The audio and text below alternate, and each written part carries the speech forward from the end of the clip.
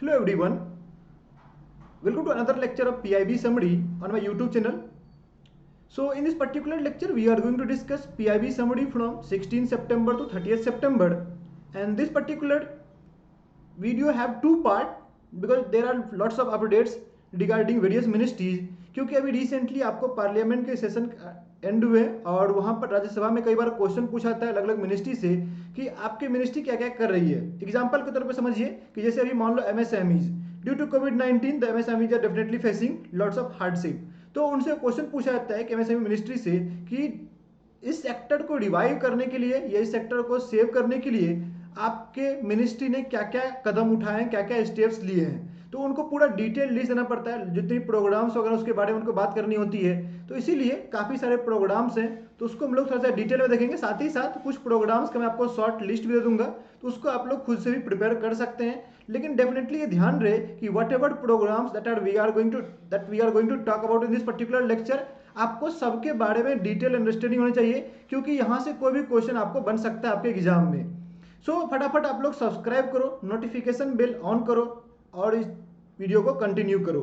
Video last तक देखना, साथ ही साथ इस वीडियो को अपने दोस्तों के बीच में जरूर शेयर करना। जहां तक रही बात पीडीएफ की, तो पीडीएफ आपको टेलीग्राम चैनल पर पोस्ट कर दिया जाएगा कल तक। तो टेलीग्राम चैनल का नाम है ब्रजेश मोहन ट्यूटोरियल, आप लोग ज्वाइन कर सकते हैं। ये नाम भी सर्च कर सकते हो, या वीडियो के डिस्क्रिप्शन में आपको जो लिंक दिया हुआ है। साथ ही साथ एक ग्रुप भी है, उसका लिंक भी आपको जो है यहाँ पर वीडियो के डिस्क्रिप्शन में दिया हुआ है। तो आप लोग अगर डिस्कशन ग्रुप में पार्टिसिपेट करना चाहते हैं तो डिस्कशन ग्रुप भी ज्वाइन कर सकते हैं, वीडियो के डिस्क्रिप्शन उसका लिंक दिया हुआ है। Also if you are planning to take Unacademy plus subscription, you can use the code ब्रजेश10 टू गेट एडिशनल 10% डिस्काउंट।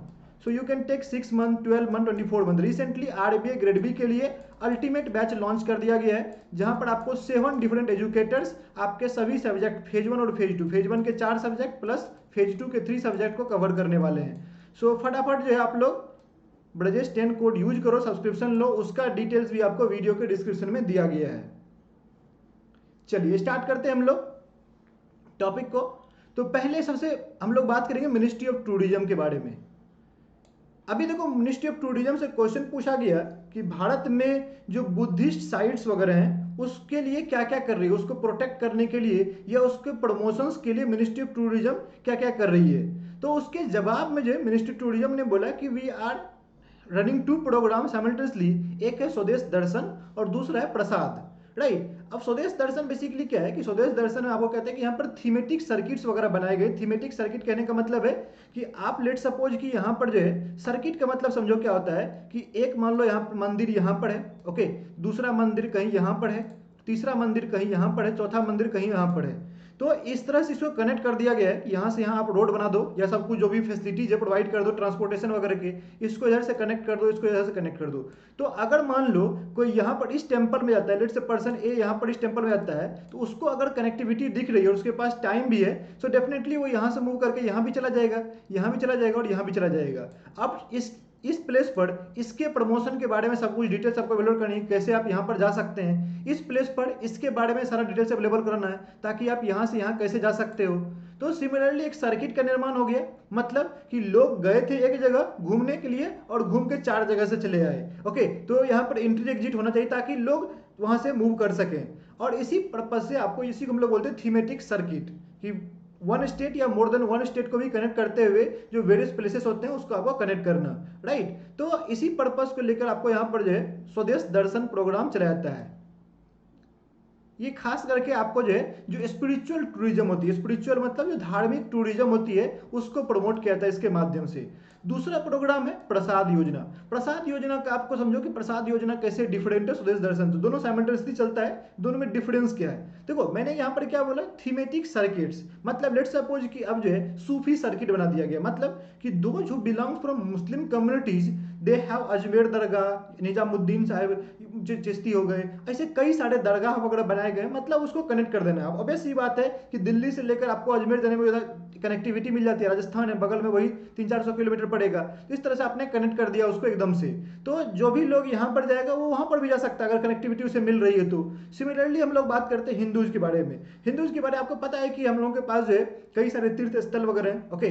जैसे कि हम लोग बात कर सकते हैं उत्तराखंड के ही ले लीजिए, उत्तराखंड में देखिएगा आप ऋषिकेश से लेकर सारा का सारा आपको ढेर सारा बना हुआ है, तो उससे जो है आपको एक जगह कनेक्ट कर दिया। या इवन आपको जो है उत्तर प्रदेश और उत्तराखंड आस पड़ोस है, तो उत्तराखंड में या मध्य प्रदेश भी आपको जो उज्जैन वाला जो है वो भी आपको पास पड़े। जितने भी ज्योतिर्लिंग है उसको अगर आप कनेक्ट कर दो, 3 से 4 ज्योतिर्लिंग आपको पास पास में ही है, तो उसको अगर आप कनेक्ट कर देते हो ऑटोमेटिक सी बात है, कोई अगर एक ज्योतिर्लिंग जा रहा है तो आपको तीसरे जगह भी चला जाएगा। तो उस तरह से आपको यहाँ पर कनेक्टिविटी बनती है। तो ये चीज आपको स्वदेश दर्शन के अंतर्गत क्या आता है, मतलब थीमेटिक सर्किट का निर्माण किया जाता है और उसके हिसाब से आपको टूरिज्म को प्रमोट की जाती है, स्पिरिचुअल टूरिज्म को, राइट ना। प्रसाद में क्या होता है कि प्रसाद में आपको पर्टिकुलर साइट को, ऐसे कई सारे साइट्स हैं, चूंकि ये आपको सालों पहले मतलब 100 साल को, 200 साल को, 1000 साल पहले भी बना हुआ है ऐसे, मतलब कि ये प्लेसेस हैं, ओके, हेरिटेज साइट्स हैं। तो क्या होता है कि इतने दिन बाद आपको कहीं ना कहीं उसमें जो है रिकंस्ट्रक्शन की जरूरत होती है या रिनोवेशन वगैरह की जरूरत होती है, वहां के जो आस पड़ोस के इलाके होते हैं उसके इंफ्रास्ट्रक्चर डेवलपमेंट की जरूरत होती है। तो उस पर्टिकुलर पर्पस के लिए यहाँ पर आपको पर्टिकुलर सेलेक्ट, जैसे हम लोग बात करते हैं, हम लोग लेट सपोज महाकाल की बात करते हैं, महाकाल का दर्शन करने आप लोग अपने से कई सारे लोग गए भी होंगे उज्जैन, तो हम लोग बात करते हैं उज्जैन का, ओके। उज्जैन में महाकाल मंदिर है। अब वहां पर क्या होगा कि वहां के आस पड़ोस में इंफ्रास्ट्रक्चर बिल्ड करना, ऑब्वियसली बात है, वहां पर दूर दराज से लोग आ रहे हैं, तो वहां पर आपको होटल्स वगैरह चाहिए ताकि वहां पर लोग रह सकें, या आस पड़ोस की जो आपको चीजें होती है, अम्यूनिटी, जो बेसिक अम्यूनिटीज होती है वो आपको प्रोवाइड करना पड़ेगा। साथ ही साथ कनेक्टिविटी आपको अच्छी करनी पड़ेगी, road and all these things को अच्छा करना पड़ेगा। इवन मंदिर के अंदर में भी आपको जो है फैसिलिटीज बनानी पड़ेंगे ताकि लोग जो है सही तरीके से जा सके, किसी प्रकार का असुविधा क्रिएट ना हो, ओके। तो इस पर्टिकुलर चीज मतलब पर्टिकुलर एक साइट को आप चूज करके वहां का आप रीडेवलपमेंट इनोवेशंस वगैरह करते हो, तो वो चीज आपको प्रसाद के अंतर्गत की जाती है, राइट। तो ये चीज आपको ध्यान रखना कि स्वदेश दर्शन और प्रसाद में क्या डिफरेंस है, ये आपको क्लियर होना चाहिए। नो, अभी जो है इसी पर क्वेश्चन पूछा गया कि आप बुद्धिस्ट साइट्स के लिए क्या कर रहे हो, तो उन्होंने आंसर में कहा कि हम लोग बुद्धिस्ट साइट जो है it has been identified one of the 15 thematic circuit, मतलब कि स्वदेश दर्शन के अंतर्गत सरकार 15 थीमेटिक सर्किट अभी तक चूज कर चुकी है, मतलब 15 थीमेटिक सर्किट ऑलरेडी सरकार डिसाइड कर चुकी है, right. So Buddhist sites are also one of the, मतलब बुद्धिस्ट प्लेसेस जो है उसको कनेक्ट करना भी वन ऑफ द थीम है यहाँ पर, okay. Buddhist as a theme यहाँ पर अवेलेबल है, 15 में से एक थीम वो भी है। Now, another thing है कि a total number of 5 projects amount worth 353.73 crore इसके लिए allocate कर दिया चुका है, have been sanctioned already for the development of Buddhist site under स्वदेश दर्शन। ये क्लियर है। चलो आगे बढ़ते हैं। याद रखना 15 थीमेट में से 15 टोटल थीम है, ओके, जिसमें से एक बुद्धिस्ट थीम भी है। उसमें से बुद्धिस्ट थीम में टोटल 5 प्रोजेक्ट को ऑलरेडी सेंशन कर दिया गया है, जिसमें आपको इतने करोड़ रुपए खर्च किए जा रहे हैं। Clear. Now in addition projects for development of infrastructure have also been undertaking under the Prasad scheme, मतलब यहाँ पर अलग अलग आपको प्लेसेस को चूज किए गए वहां के रिनोवेशंस के लिए। Total 30 projects for an amount of ₹1918.92 crore have been sanctioned under Prasad scheme. जैसे कि आपको राजगीर वगैरह हो गया, बोध गया वगैरह हो गया, सारनाथ हो गए, ये सब कई सारे प्लेसेस हैं जो कि आपको बुद्धिस्ट प्लेसेस, बुद्धिस्ट साइट्स हम लोग बोलते हैं, तो यहाँ पर भी आपको चूज किए गए हैं। Ministry of Tourism has also identified Buddhist sites at Bodh Gaya, Ajanta, Ellora to be developed as iconic tourist sites, okay. तो ये जो आपको साइट्स है, अजंता की गुफा हो गया, एलोरा हो गया, बोध गया हो गया, ओके, तो ये सब चीजों के लिए आपको आइकॉनिक टूरिस्ट साइट के रूप में इसको डेवलप करने का भी मिनिस्ट्री ने प्लान किया हुआ है। So guys these are the summary. Now again let's talk about the Swadesh Darshan scheme and Prasad scheme in detail, कि उसके बारे में और भी अगर कुछ पता है तो उसको भी हम लोग कवर कर लेते हैं। सो स्वदेश दर्शन एक सेंट्रल सेक्टर स्कीम है, मतलब 100% फंडिंग जो है वो सेंट्रल गवर्नमेंट देने वाली है, ओके। 100% फंडिंग आपको सेंट्रल गवर्नमेंट देगी, यहाँ पर राज्य सरकार को 1 टका भी खर्चा नहीं करना पड़ेगा। So this particular programme was launched in 2014-15, okay, as a integrated development of theme based tourist circuit in the country. यहाँ पर आपको स्टेट गवर्नमेंट को सेंट्रल फाइनेंशियल असिस्टेंस प्रोवाइड करते हैं for infrastructure development of these circuits, right. Currently there are 15 theme based circuits, जिसमें कि आपको Buddhist है, कोस्टल है, डेजर्ट है, इको है, हेरिटेज है, Himalayan, Krishna, north east, Ramayana, rural, spiritual, Sufi, Tirthankara, travel and wild life है। You can check the whole pictures also. आपको पिक्चोरियल मेथड से अगर याद रखते हैं तो मैंने पिक्चर वैसे ऐड नहीं किया है, बट जब मैं पीडीएफ अपलोड करूंगा तो उसमें पिक्चर भी आपको ऐड कर दूंगा, जिससे कि आप उसको याद रख सकते हैं, ओके। ये टोटल 15 थीम है, याद रहने चाहिए आपको, क्योंकि एग्जाम में क्वेश्चन पूछ सकता है which is the following is not the theme under स्वदेश दर्शन। नोट वाले क्वेश्चन खास करके आपको आरबीए में पूछ ही आते हैं। So tourist circuit is identified as a route having at least 3 major destination. याद रखना कितना, 3 मेजर डेस्टिनेशन को कनेक्ट करना होता है। टूरिस्ट सर्किट हम लोग किसको बोलते हैं? सर्किट वही होगा जहां पर 3 कम से कम हो, मिनिमम 3 होने चाहिए। ओके, और circuit should have well defined entry and exit points. A tourist who enters should get motivate to visit most of the places identified in the circuit. इसलिए किया ही गया है, यहाँ पर मैंने बताया ना आपको कि यहाँ पर अगर कोई इंटर करता है तो वो इधर से घूम फिर के पूरे यहाँ तक पहुँच जाए। तो इसी पर्पज के लिए यहाँ पर थीम जो है सर्किट बनाया गया है। ओके, और यहाँ पर एक और चीज ध्यान रखना है, आप में से काफी सारे लोग जो गलती करते हैं मल्टीपल स्टेटमेंट में, कि वहां पर अगर लिखा है कि एक ही राज्य में आपको सारे के सारे सिचुएटेड जितने भी प्लेसेस हैं, टूरिस्ट प्लेसेस हैं, एक ही राज्य में होना चाहिए। That's not the condition. Multiple state में, मोर देन वन स्टेट में हो सकता है, मतलब यूपी और बिहार को भी कनेक्ट कर सकता है। अगर मान लो बिहार में कुछ प्लेसेस हैं, tourist places, okay, spiritual places हैं, और उसको यूपी से कनेक्ट करना है तो वहां पर भी हो सकता है। ये हम लोग बात करते हैं राजस्थान मध्य प्रदेश में कई सारे साइट्स हैं। ओके, उत्तर प्रदेश, राजस्थान और मध्य प्रदेश में कई सारे साइट्स हैं, तीनों को कनेक्ट हो सकता है। वहां पर थीम वहां से ही बन सकता है, 3 प्लेसेस को कनेक्ट करने के लिए। Okay, so a circuit could be confined to state or could be regional circuit covering more than one state and union territory। ये चीज जरूर ध्यान रखें, आप में से काफी सारे लोग गलती करते हैं इस चीज में। आपको ध्यान रखना कि मोर देन वन स्टेट में भी आपको प्लेसेस हो सकते हैं। This circuit may have one dominant theme and other सब थीम्स ऑल्सो, कि एक मेन डोमिनेंट होगा और सब थीम वगैरह पर आपको बेस्ट हो सकता है सर्किट।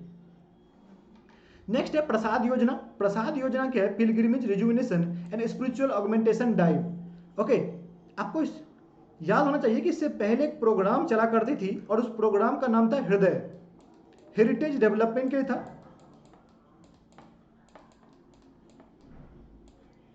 हृदय योजना थी। हृदय योजना बेसिकली आपको ministry of urban development, ministry of housing and urban development के अंदर चलता था। लेकिन सरकार ने 2017 ईस्वी में इस प्रोग्राम को डिसकंटिन्यू कर दिया।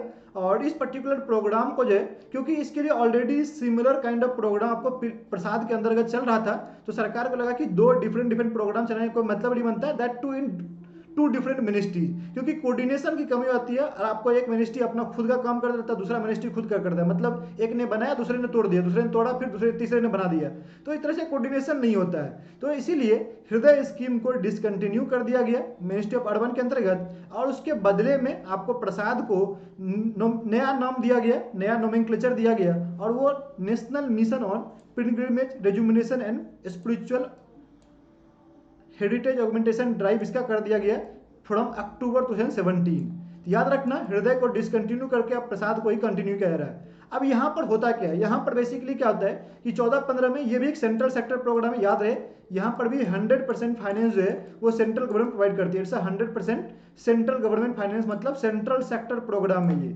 याद रहे, सेंट्रल सेक्टर प्रोग्राम है ये।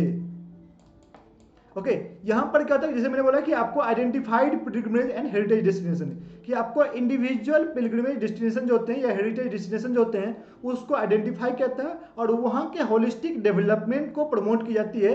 That's what the Prasad does. Okay, यहां पर ऑलरेडी आपको 41 रिलीजियस साइट्स को चूज किए गए 25 स्टेट्स में। ओके गाइस, एक बात और ध्यान रखना, चूंकि हम लोग बुद्धिस्ट साइट के बारे में बात कर रहे थे, तो पॉपुलर बुद्धिस्ट साइट्स की बात करें तो Sarnath, Rajgir, Saraswati, vulture peak, then we have the Kesariya, Vaishali and Kushinagar. These are the popular Buddhist site. आपको क्वेश्चन पूछ सकता है which the following is not the popular Buddhist site. इस तरह के क्वेश्चन आपको दिख सकते हैं, तो आपको वहां पर ऐसा नहीं सोचना है कि यार ये कहां से क्वेश्चन आ गया। आपको अंडरस्टैंडिंग होनी चाहिए कौन कौन से आपको बुद्धिस्ट साइट जो भारत में पॉपुलर बुद्धिस्ट साइट अवेलेबल है, ये थोड़ी सी अंडरस्टैंडिंग होनी चाहिए, राइट। एंड सॉरी, मैंने आपको ऊपर में ये हेडिंग चेंज नहीं किया है, 16 से 30 हम लोग डिस्कस कर रहे हैं। नो, ये तो पहला अपडेट था, पहला अपडेट था आपको स्वदेश दर्शन और प्रसाद से related. Now let's move ahead, आगे हम लोग देखते हैं, नेक्स्ट प्रोग्राम की ओर बढ़ते हैं। नेक्स्ट प्रोग्राम है कि एक और क्वेश्चन पूछा गया, what are the steps that has taken by the government और ministry of education to ensure quality online education या quality education for vulnerable groups. Due to COVID-19, schools and colleges have been shut down, and due to that, there have been several impact on the students. Okay, especially the primary and जो vulnerable groups होते हैं, जहाँ पर कह सकते हो कि जो आपको गरीब तबके से बिलोंग्स करते हैं, रूरल एरिया में अवेलेबल हैं, उनको बेसिकली उनके लिए सरकार क्या कर रही है। सो यहाँ पर जो मिनिस्ट्री ने इसके आंसर में ये बोला कि we are providing some kind of quality online courses through Swayam which is indigenously generated MOOC मतलब मासिव ओपन ऑनलाइन कोर्स, मतलब फ्री ऑफ कॉस्ट। ओपन का मतलब होता है ओपन लर्निंग, मतलब फ्री ऑफ कॉस्ट। बेसिकली आपको यहाँ पर दिया रही, कोई भी इसको एक्सेस कर सकता है, anyone can access this particular thing, किसी प्रकार का रेस्ट्रिक्शंस नहीं है, राइट। एंड ऑल्सो ई पाठशाला के माध्यम से सरकार जो है यहाँ पर PDF and all these things provide कर रही है। ओके, तो स्वयं एंड ई पाठशाला आपको चल रहा है, यहाँ पर सरकार ने बोला। लेकिन ऐसे कई सारे बच्चे हैं जिनके पास आपको इंटरनेट एक्सेस अवेलेबल नहीं है, everyone does not have access to internet. In that particular case, government is running a flagship program called स्वयं प्रभा। ओके, स्वयं की जगह स्वयं प्रभा यहाँ पर चला जा रहा है। ये मिनिस्ट्री ऑफ एजुकेशन के अंतर्गत एक 34 एजुकेशन टीवी चैनल है। स्वयं प्रभा के अंतर्गत कितने 34 एजुकेशनल चैनल्स हैं, जो पर्टिकुलरली आपको क्लास 1 से लेकर क्लास 12 तक के बच्चों को कवर करता है। वहां पर आपको क्लासेस प्रोवाइड करते हैं, मतलब 1 क्लास 1 चैनल का कंडीशन वहां पर रखा गया है, एक क्लास एक चैनल। इस कंडीशन पर आपको बेस्ड जो है ये स्वयं प्रभा वर्क करता है, राइट। तो ये सरकार ने बोला है कि ये चीज हो रही है। इसके एडिशन में उन्होंने बोला कंप्रिहेंसिव इनिशिएटिव कॉल PM ई विद्या। अभी रिसेंटली आपको पता होगा PM ई विद्या जो है लॉन्च हुआ है, तो PM ई विद्या भी लॉन्च हुआ है, जिसके अंतर्गत जितने भी एफर्ट्स है मिनिस्ट्री के सबको यूनिफाई करने की कोशिश की जाए, ताकि आपको जो है जितने भी चाहे वो एफर्ट्स रिलेटेड टू डिजिटल हो, ऑनलाइन हो, ऑन एयर एजुकेशन हो, सबको एक जगह, जैसे कि रेडियो के माध्यम से भी आपको दी जाती है, संजीवनी है, ओके, वो चीज आपको देती है। सबको जो multi mode access to education, सबको एक जगह यूनिफाई करने की कोशिश की गई है, एक प्लेटफॉर्म पर जो है सारे इनिशिएटिव्स को लाने की कोशिश की गई है, और उसी के लिए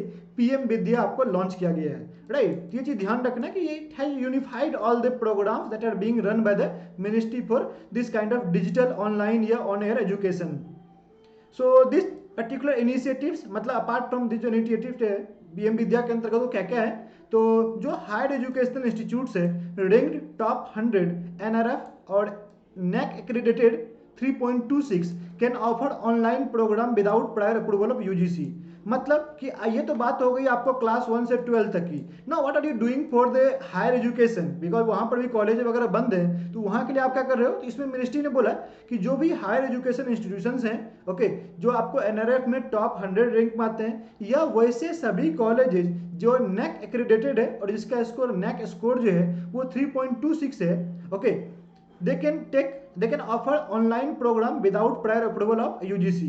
मतलब उसमें आपको UGC नहीं चाहिए। आपको क्वेश्चन पूछ सकता है कि what is the condition to provide online education for higher education institutions, digital education provide करने क्या कंडीशन है। तो आपको ध्यान रखना है कि NIRF में रैंकिंग जो है, ओके, NIRF की रैंकिंग आपको रिसेंटली NIRF की रैंकिंग आई हुई, आप लोगों ने देखा होगा शायद, ओके, इसमें टॉप 100 होना चाहिए, या और कंडीशन लगा हुआ, या NAC जो है एक्रेडिटेशन होती है, ओके, NAC एक्रेडिटेशन होती है, NAC में आपको 3.26 का स्कोर होना चाहिए, उससे ज्यादा होना चाहिए, इससे या इससे ज्यादा होना चाहिए, right. Institutions with NAC score of 3.01 to 3.25 can offer online program with prior approval of UGC।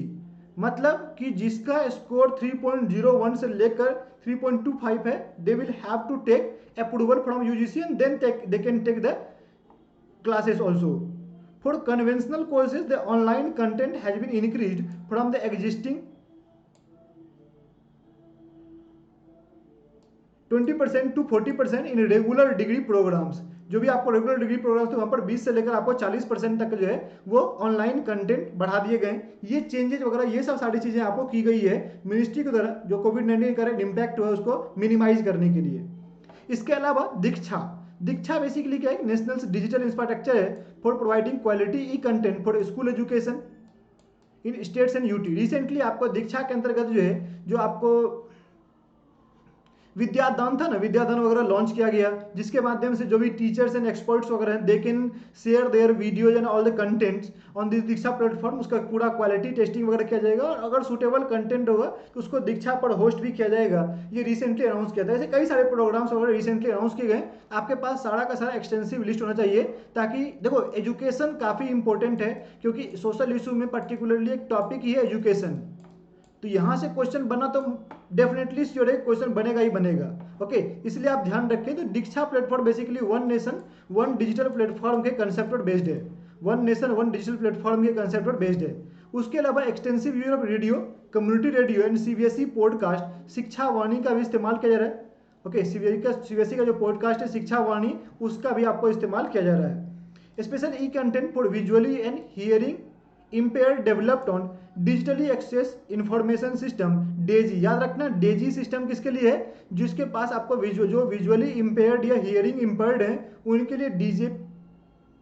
लिए डेजी प्लेटफॉर्म लॉन्च किया गया है। ओके, और जहां पर साइन लैंग्वेजेज में आपको चीजें पढ़ाती है, एनओएस या यूट्यूब के वेबसाइट वगैरह पर आपको ये चीजें प्रोवाइड की जाती है। तो डेजी टर्म्स इंपॉर्टेंट है, यहाँ पर क्वेश्चन बन सकता है इससे। इसके अलावा एक और चीज यहाँ पर बात की गई, समग्र शिक्षा के बारे में बात की गई थी। समग्र शिक्षा के माध्यम से क्या होता है कि पहले आपको क्या था कि ये समझो कि सरकार 3 अलग तरीके से पहले एजुकेशन प्रोवाइड करती थी। लाइक आपको सर्व शिक्षा अभियान के माध्यम से प्राइमरी एजुकेशन था, राष्ट्रीय माध्यमिक शिक्षा के माध्यम से आपको 10 क्लास तक एजुकेशन प्रोवाइड किया था, या आपको 12th क्लास तक प्रोवाइड किया था। लेकिन और एक टीचर एजुकेशन भी था, मतलब 3 चीजें आपको चलती थी। प्रीवियसली आपको 3 डिफरेंट थिंग था, टीचर एजुकेशन, सर्व शिक्षा अभियान एंड राष्ट्रीय माध्यमिक शिक्षा अभियान। 3 अलग अलग चीजें आपको चलती थी। लेकिन मोदी जी की जब सरकार आई तो उन्होंने क्या किया, तीनों को मर्ज कर दिया। All the programmes have been sub merge, और बेसिकली इसके ऊपर में एक अम्ब्रेला प्रोग्राम लॉन्च कर दिया। उस प्रोग्राम का नाम रखा गया समग्र शिक्षा प्रोग्राम। मतलब एक इंटीग्रेटेड स्कीम था, क्योंकि यहाँ पर कोऑर्डिनेशन की कमी थी। And the government believe that the education जो है वो आपको बेसिकली प्री स्कूल से लेकर क्लास 12 तक कंटिन्यूअस लर्निंग होना चाहिए, किसी प्रकार का ब्रेक नहीं होना चाहिए कि भाई हाँ तुम इतना तक पढ़ लियो, 1 क्लास से 5 क्लास तो लो सर्टिफिकेशन, अब जाओ तुम अपना अगले क्लास में एडमिशन लो। और ड्यू टू दैट जो बेसिकली आपको ड्रॉप आउट्स वगैरह हो रहे थे, अलग अलग रिपोर्ट्स के माध्यम से ये मेन रीजन बनाता था जिसके कारण से आपको स्कूल ड्रॉप आउट्स वगैरह बढ़ रहे थे। सो सरकार ने यहाँ पर क्या किया कि कंटिन्यूम लर्निंग को प्रमोट करने के लिए starting from pre school, primary, upper primary, secondary and senior secondary level तक सरकार ने कंटिन्यूअस लर्निंग को प्रमोट करने के लिए एक इंटीग्रेटेड प्रोग्राम लॉन्च किया। उसका नाम रखा गया समग्र शिक्षा। और समग्र शिक्षा के अंतर्गत ये तीनों के तीनों प्रोग्राम आपको ला दिए गए, जहां पर सर्व शिक्षा अभियान हो गया, राष्ट्रीय माध्यमिक शिक्षा अभियान हो गया, या टीचर एजुकेशन को आपको वहां पर लाया गया है। तो गाइस समग्र शिक्षा अभियान भी काफी इंपॉर्टेंट है, ध्यान रखना इसको। राइट, चलो आगे बढ़ते हैं। So these were the programmes related to education ministry था। अब हम लोग थोड़ा सा आगे बढ़ते हैं और देखते हैं डेवलपमेंट ऑफ टेक्सटाइल पार्क्स। देखो टेक्सटाइल मिनिस्ट्री वैसे तो अपने कोई काम का है नहीं directly relevant, but this particular sector provides lots of employment opportunities in specially in rural area, okay, also in urban area. That's why चूंकि अपने पास एम्प्लॉयमेंट करके एक टॉपिक है, okay, employment opportunity rural development करके टॉपिक है, and इसीलिए कह सकते हैं कि थोड़ा सा इंपॉर्टेंट बन जाता है। यहाँ से भी क्वेश्चन वगैरह आपको पूछने के चांस बनते हैं। So we will have some kind of understanding. If they will ask any question we will definitely answer the question, अगर नहीं तो जय बजरंगबली करके आगे बढ़ जाना है। ओके, और क्या कर सकते हैं। तो यहाँ पर जो क्वेश्चन पूछा गया कि ministry what this particular ministry, मतलब ministry of textile is doing what are the different things for the development of textile parks in India, as well as जो कोविड-19 के इम्पैक्ट क्रिएट हुए हैं इस सेक्टर पर, उसके लिए मिनिस्ट्री क्या क्या कर रही है। ये क्वेश्चन उनसे पूछा गया था। उसी क्वेश्चन के आंसर में जो है उन्होंने 2 भागों में आंसर दिया। एक तो पहले उन्होंने ये आंसर दिया कि मिनिस्ट्री क्या कर रही है इंडस्ट्रियल पार्क के लिए, और दूसरा उन्होंने आंसर दिया कि what are the different programmes that are being run by the particular ministry, ताकि यहाँ पर जो लोग एम्प्लॉयड हैं, यहाँ पर जो लोग काम करते हैं हैंडीक्राफ्ट इंडस्ट्री में, हैंडलूम इंडस्ट्री में, उनके लिए वेलफेयर के क्या क्या सरकार कर रही है। ओके, तो सबसे पहले हम लोग देखेंगे डेवलपमेंट ऑफ टेक्सटाइल पार्क के बारे में, कि टेक्सटाइल पार्क के बारे में क्या की जा रही है। सो गवर्नमेंट ने बोला कि government is running SITP programme का क्या नाम है, SITP scheme for integrated textile park. Okay, याद रखना SITP की सरकार जो है इसको रन कर रही है प्रोग्राम। यहाँ पर वर्ल्ड क्लास इंफ्रास्ट्रक्चर की जो है क्रिएशन की बात हो रही है, फैसिलिटी की बात हो रही है, ताकि वहां पर जो भी टेक्सटाइल यूनिट्स वगैरह आ सके, अपना इंडस्ट्री लगा सके। देखो आपको इंफ्रास्ट्रक्चर प्रोवाइड करना पड़ेगा, मतलब road connectivity and all these things आपको प्रोवाइड करने होते हैं, इलेक्ट्रिसिटी प्रोवाइड करना होता है, वाटर सप्लाई, ताकि देखो इंडस्ट्री तभी आएगा जब उसको सुटेबल इन्वायरमेंट मिलेगा। Okay, that's simple basic criteria. आपको सुटेबल इन्वायरमेंट क्या होता है, ऐसा नहीं है ना कि आपको पोल्यूशन कम करना, पोल्यूशन तो कम करना, लेकिन फिर भी इन्वायरमेंट का मतलब होता है कि आपको वहां पर जो है उसके लिए कंड्यूसिव इन्वायरमेंट अवेलेबल होना चाहिए, मतलब कि वहां पर रोड कनेक्टिविटी ना ऑल दीज थिंग्स अवेलेबल होना चाहिए, ताकि वहां पर आकर वो अपना बिजनेस को सक्सेसफुली रन कर सके। Right, that's the basic criteria. तो ये चीजें आपको जो है पार्क्स वगैरह, टेक्सटाइल पार्क वगैरह सब, जैसे कि आप देखते हो IT पार्क, आपने बेंगलुरु, दिल्ली, पुणे वगैरह में देखा, मुंबई वगैरह में देखा होगा, IT पार्क वगैरह की स्थापना की गई। इसलिए भारत में जो है आज के डेट में IT इंडस्ट्री इसलिए बूम कर रही है। तो similar kind of success government जो है वो अदर सेक्टर्स में ट्राई करना चाहती है। रिसेंटली आपको मेडिकल डिवाइस पार्क के लिए भी सरकार ने बल्क ड्रग प्राइस के लिए पार्क के लिए सरकार ने अप्रूवल दिया हुआ है, सरकार ने मोबाइल डिवाइस पार्क के लिए अप्रूवल दिया हुआ है। तो इस तरह से सरकार अलग अलग पार्क्स वगैरह निर्माण कर रही है जो पर्टिकुलर सेक्टर्स को टारगेट करते हुए ये पार्क्स वगैरह बनाए गए हैं। ओके, सो इसी क्रम में बेसिकली आपको वर्ल्ड क्लास इंफ्रास्ट्रक्चर तैयार करने के लिए so that textile units can establish their business and run their business successfully, the government is running SITP scheme for integrated textile park scheme चला रही है। ओके, अब देखो इस पार्क के लिए सरकार क्या कर रही है कि government will provide a grant up to 40% of the project cost and government of India grant up to 90% of project cost for first two project each in the northeastern and Himalayan states and UT। मतलब क्या समझे कि जो normal states हैं वैसे condition में क्या होगा कि आपको जो है 40% सरकार देने वाली है। ओके, प्रोजेक्ट कॉस्ट का 40% देने वाली है। लेकिन जो नॉर्थ ईस्टर्न स्टेट्स है या हिमालयन स्टेट्स है वहां पर सरकार 90% देगी। लेकिन वहां पर कंडीशन क्या है कि फर्स्ट टू प्रोजेक्ट, मतलब ओनली 2 प्रोजेक्ट के लिए सरकार ने यहाँ पर लिमिटेशन सेट कर रखा है। लेकिन नॉर्मल स्टेट जैसे भी है, जैसे राजस्थान, बिहार, उत्तर प्रदेश, महाराष्ट्र, मध्य प्रदेश, ये सब के लिए जो है किसी प्रकार का कंडीशन नहीं है, मतलब सभी प्रोजेक्ट के लिए आपको 40% दी जाएगी, राइट। तो ये चीज ध्यान रखना, 90% किसके लिए है? North eastern state. Total north eastern state कितने? 7। आपको 8 भी होता है, सिक्किम को इंक्लूड कर दे तो 8 होता है, वैसे आपको 7 है, 7 स्टेट इससे हम लोग बोलते हैं। और हिमालयन स्टेट कौन कौन से हैं? हिमालयन है स्टार्टिंग फ्रॉम सिक्किम, उत्तराखंड, उसके अलावा आपको कौन सा है? JNK यूनियन टेरेटरी हो गया, JNK, और लद्दाख आपको जो है एक नया यूनियन टेरेटरी है। उसके अलावा आपको एक और भी है Himachal Pradesh, HP, Himachal Pradesh also Himalayan states. तो 3 स्टेट्स हो गए और 2 UT हो गए, जम्मू एंड कश्मीर एंड लद्दाख। तो टोटल कितने हो गए आपको? ये 5 आते हैं और 7 5 12 बेसिकली ऐसे स्टेट्स हैं, UT हैं, जिनको सरकार जो है यहाँ पर 90% का ग्रांट देने वाली है। लेकिन ये ध्यान रहे with a ceiling limit of 40 crore for each textile park. मतलब सरकार ने ये भी बोल रखा है कि भाई देखो, अब 1000 करोड़ का प्रोजेक्ट मत लेते हैं ना। ओके, मेरा सीलिंग है ये कि 40% कहने का मतलब है कि each should be of may be 100 crore का आपका प्रोजेक्ट होना चाहिए, या जो भी आपका प्रोजेक्ट है सरकार आपको मैक्सिमम 40 करोड़ ही देगी, ये उन्होंने बोल रखा है, right. So SPV will be created, special purpose vehicle will be formed by the representatives of local industry, financial institutions, state industrial corporations and other agency of state and central government registered as a corporate body under Companies Act। Okay, basically आपको ये basically proposal है, मतलब एक तरह से आपको company act के अंतर्गत आपको एक SPV का निर्माण करते हुए कॉर्पोरेट बॉडी के रूप में आपको जो है रजिस्टर करते हुए आपको मिनिस्ट्री के पास प्रपोजल भेजना पड़ेगा कि यस, ये मैंने कॉर्पोरेट बॉडी तैयार कर ली है, no I want to establish a textile park, please give me approval. तो उसको पूरा आपको भेजना पड़ेगा। और इसी कंडीशन में क्या है कि आपको यहाँ पर क्या हो रहा है कि जो नीचे से डिमांड क्रिएट हो रही है। ओके, आप डिमांड ड्रिवन की बात क्या होती है कि नीचे से यहाँ पर डिमांड, पिरामिड में अगर देखोगे तो यहाँ पर डिमांड क्रिएट हो रहा है, मतलब यहाँ पर जो इंडस्ट्रीज वगैरह है दे वांट कि सरकार यहाँ पर उनके लिए टेक्सटाइल पार्क उनके एरिया में क्रिएट करे। So demand has been created at this place. तो डिमांड ड्रिवन इसलिए हम लोग बोलते हैं। डिमांड ड्रिवन क्या होता है? ये बॉटम से अप का अप्रोच फॉलो करता है, याद रखना। डिमांड ड्रिवन जो होता है वो आपको बॉटम अप अप्रोच फॉलो करता है। ओके, कई बार क्वेश्चन पूछ देती है डिमांड ड्रिवन आपको स्कीम है, क्योंकि नीचे से डिमांड क्रिएट हो रही है, ये लोग अपना एसोसिएशन बना रहे, कॉर्पोरेट बॉडी बना रहे हैं, और उसके बाद जाकर वो जो है अपना प्रपोजल सबमिट कर रहे हैं मिनिस्ट्री को। ओके, ये चीज आपको ध्यान रखना है। रुको इरेज करते हैं ताकि और भी क्लियरिटी मिले। Okay, so now so detail, उसके अलावा ये तो बात हो गई आपको SITP के बारे में। नाउ अदर प्रोग्राम्स के बारे में बात करते हैं। The details of programmes initiated by the government to boost the textile industry and the initiatives given for textile workers are placed below. मतलब कि और जो प्रोग्राम चला रही है उसके बारे में बात करते हैं, कहने का मतलब यही है हिंदी में।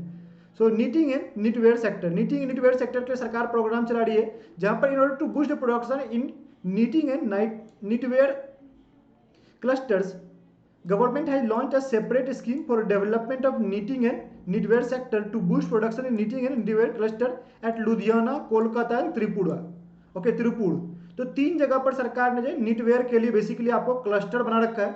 ओके, क्लस्टर्ड अप्रोच में क्या होता है कि आपको अलग अलग जो प्रोड्यूसर होते हैं उसका बेसिकली एक यूनियन तरह से करना है। सेल्फ हेल्प ग्रुप होता है ना, तो सेल्फ हेल्प ग्रुप टाइप का कुछ करना है कि मतलब जो भी है उसका एक क्लस्टर बना लेना, यस पर्टिकुलरली इस एरिया में जितने भी होंगे उसका एक जो ग्रुप बना लेना, तो एक क्लस्टर्ड अप्रोच होता है। यहाँ पर नीटिंग नेटवर्क सेक्टर के लिए जो है उन्होंने क्लस्टर्ड अप्रोच यहाँ पर अपनाया हुआ है, और यहाँ पर खास करके लुधियाना, कोलकाता एंड त्रिपुर में उन्होंने जो है इसके लिए पर्टिकुलरली डेवलपमेंट के लिए प्रोग्राम लॉन्च कर रखा है। याद रखना ये प्लेसेस इंपॉर्टेंट है।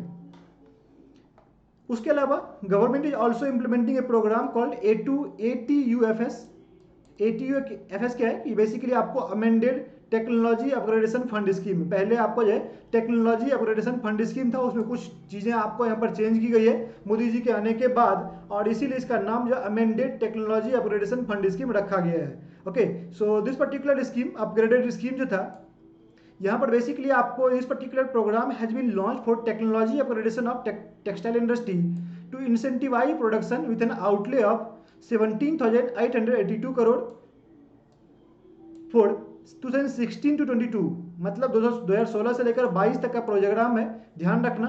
और यहाँ पर प्रोग्राम क्या है कि basically production link incentive provide कर रही है, इंसेंटिवाइज की रही कि अगर मान लो जिस तरह से जो प्रोडक्शन कर अलग अलग इंडस्ट्रीज, उसको सपोर्ट सरकार यहाँ प्रोवाइड कर रही है, इंडस्ट्री को आपको सरकार दे रही है इसके अंतर्गत।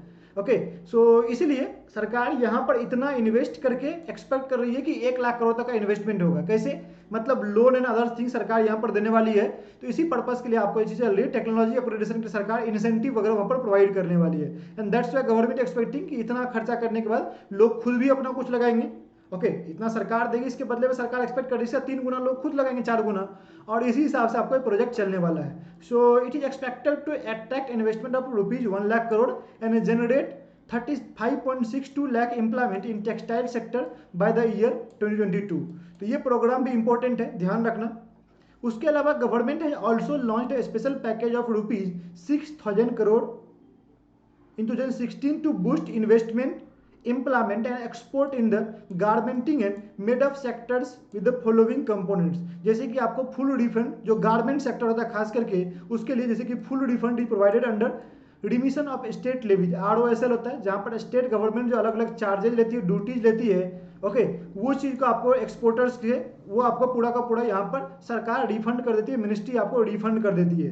दूसरा है production linked additional incentive of 10% is provided under ATUFS।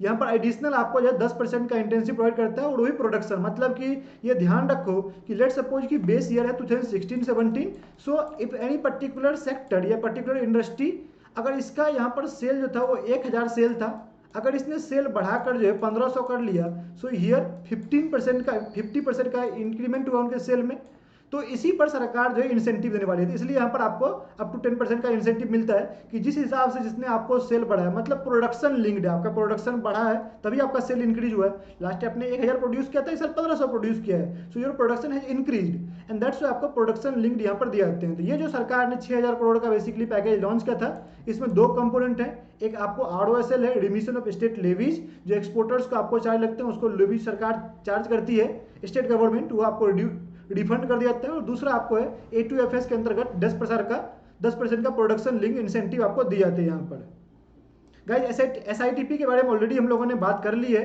9 other programmes हैं, जैसे कि नेशनल हैंडीक्राफ्ट डेवलपमेंट प्रोग्राम है NHDP। यहाँ पर आपको comprehensive handicraft cluster development scheme है, which aims at holistic development of handicraft clusters through integrated approach by providing a support on design, technology, upgradation, infrastructure development, market support etc। तो आपको ध्यान रखना है, क्वेश्चन पूछ सकता है which of the following programme has been launch for the holistic development of handicraft industry. आपको वहां पर दिखेगा CHDP, NHDP, AHDP, BHDP, इस तरह से आपको क्वेश्चन दिखेंगे। देखो ऑप्शंस को बनाने का अच्छा तरीका होता है। ओके, ऊपर में मैंने आपको CHDP डाल दिया, ओके, मैंने NHDP डाल दिया, मैंने NHDPS भी डाल दिया। देखो कैसे तुम लोग कंफ्यूज करोगे, NHDPS भी डाल दिया। तो अगर आपको प्रोग्राम के बारे में नहीं पता है तो आप डेफिनेटली यहाँ पर कंफ्यूज करोगे। तो इसीलिए याद रखना है कि ऐसा क्वेश्चन आ सकता है कि विच 1 नंबर का क्वेश्चन बनता है यहाँ पर, which the following programme has been launch for the holistic development of handicraft industry. Okay, तो वही प्रोग्राम है NHDP programme, national handicraft development programme है, तो याद रखना है। ओके, इस तरह के क्वेश्चन यहाँ पर बनते हैं। नेक्स्ट है power tex India. Power tex क्या है? पावरलूम इंडस्ट्री जो होती है उसको बेसिकली यहाँ पर टारगेट किया गया है। तो पावर टेक पावरलूम इंडस्ट्री के upgradation, infrastructure creation, concessional access to credit, ये सब के लिए आपको एक प्रोग्राम है। सो पावरलूम सेक्टर के कंप्रिहेंसिव डेवलपमेंट के लिए power tex India program launch किया गया है।